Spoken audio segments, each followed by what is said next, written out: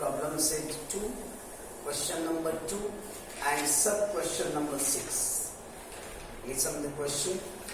In triangle PQR, PQ is equal to under root 8, QR is equal to under root 5, PR is equal to under root 3. Is triangle PQR a right angled triangle? If yes, which angle is 90 degree? काय information बघा. एक triangle PQR आहे. PQ दिलाय under root 8, QR आहे under root 5, PR आहे under route 3. तुम्हाला question विचारलाय हा जो ट्रायंगल आहे PQR हा राईट अँगल ट्रायंगल आहे की नाही आणि 90 डिग्रीचा अँगल कोणता आहे बघा. दिले इन्फॉर्मेशन बघा.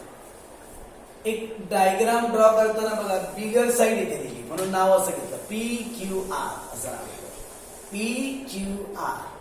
इथे आपण 90 डिग्री कुठे दाखवायचं नाहीये कारण आपल्याला ते शो करायचं आहे. बघूया काय.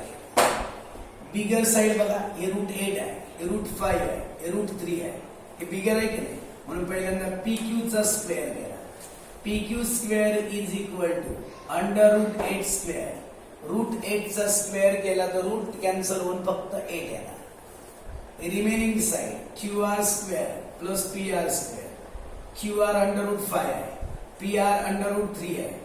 रूट 5 चा स्क्वेअर केला 5, रूट 3 चा स्क्वेअर केला 3, 5 आणि 3 ची ऍडिशन केली 8. QR square plus PR square is equal to 8 आला. इकडे बघा PQ चा स्क्वेअर पण 8 आला, QR square plus PR square हे पण 8 आलं. From 1 and 2 PQ square is equal to QR square plus PR square. Therefore triangle PQR is right angle triangle and इकडे काय बिगर साइड कोणती आहे PQ आहे ना त्याला हायपोटेनस म्हणतात and PQ is hypotenuse. याला सपोर्ट काय देणार converse of Pythagoras theorem. Support द्यायचा इथे काय द्यायचं support converse of Pythagoras theorem. मग मराठी मध्ये त्रिकोण PQR हा काटकोन त्रिकोण आहे. रेख PQ हा कर्ण आहे. PQ हा कर्ण मोठी साइड हे कर्ण आहे. मग कर्ण ज्याच्या समोर आहे ना तो 90 डिग्री अँगल असतो म्हणून अँगल R किती डिग्री असणार 90 डिग्री असणार. सिंपल आहे. पायथागोरस थेरम वापरते कन्व्हर्स यूज करायचं होता. खूप अवघड नक्कीच नाही. आता क्वेश्चन नंबर 3 आहे का. In triangle RST angle S is equal to 90 degree, angle T is equal to 30 degree, RT is equal to 12. Find RS and ST.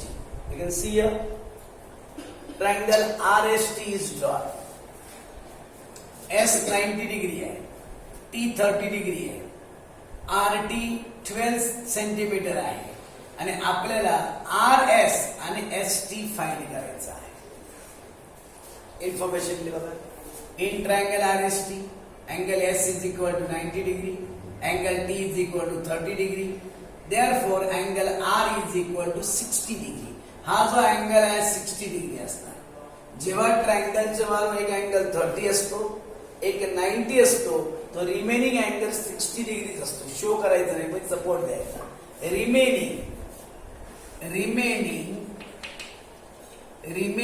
Angle of triangle RST काय सपोर्ट द्यायचा remaining angle of triangle RST त्रिकोण RST चा उरलेला कोण. एक 90 दिला होता, second वाला 30 दिला होता, त्यामुळे थर्ड वाला आपोआपच किती येणार 60 डिग्री येणार. इन्फॉर्मेशन दिली by 30 degree 60 degree 90 degree theorem 30 अंश 60 अंश 90 अंशाच्या प्रमेयानुसार. त्या दिवशी पण तुम्हाला शिकवलं होतं बघा. Side opposite 30 degree, side opposite 30 degree is equal to half into hypotenuse.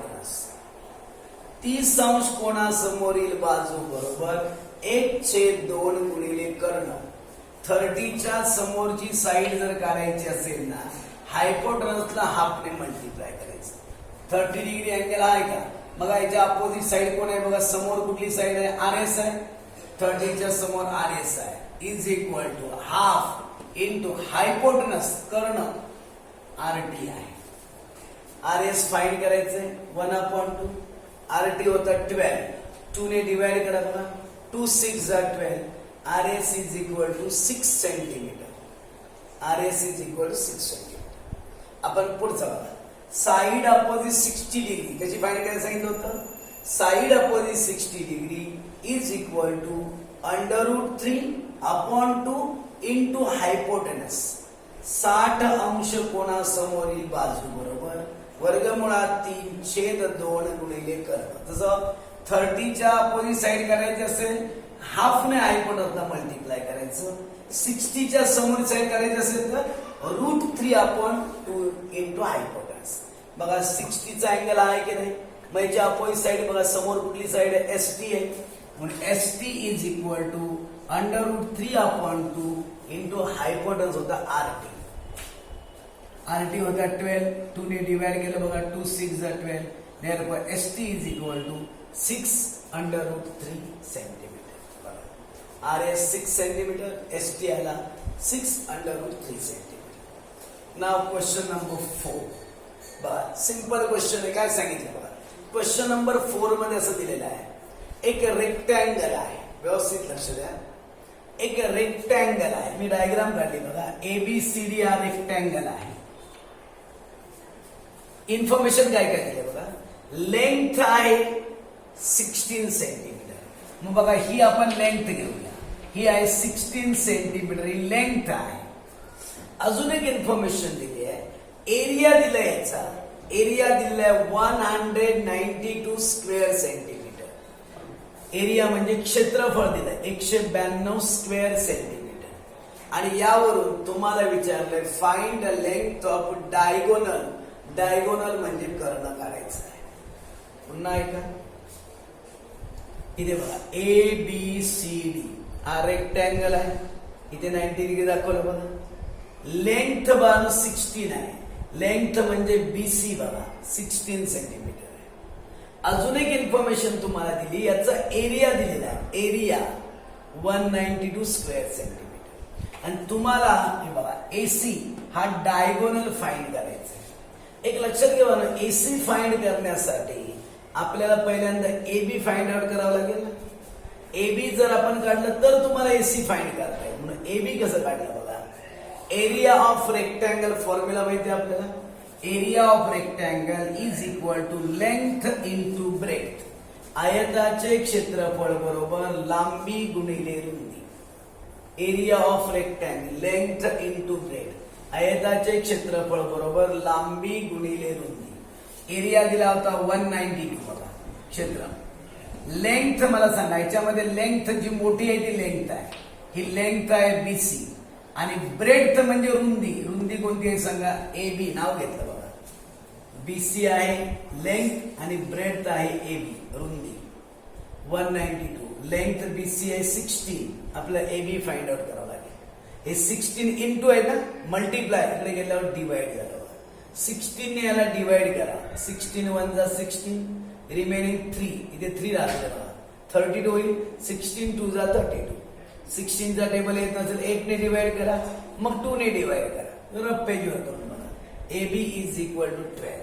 आता मला सांगा AB तुम्हाला हे 12 मिळालं. हे 16 आहे. मग याच्यात पायथागोरस थेरम इझिली वापरता येईल ना. In triangle ABC angle B is equal to 90 degree by Pythagoras theorem.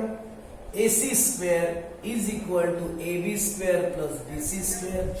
AC find करायचं बघा. AB आहे 12. BC आहे 16. 12 चा स्क्वेअर 144. 16 चा स्क्वेअर 256.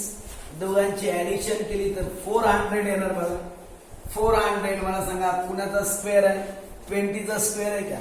म्हणून AC is equal to 20. It means length of diagonal is equal to 20 centimetre.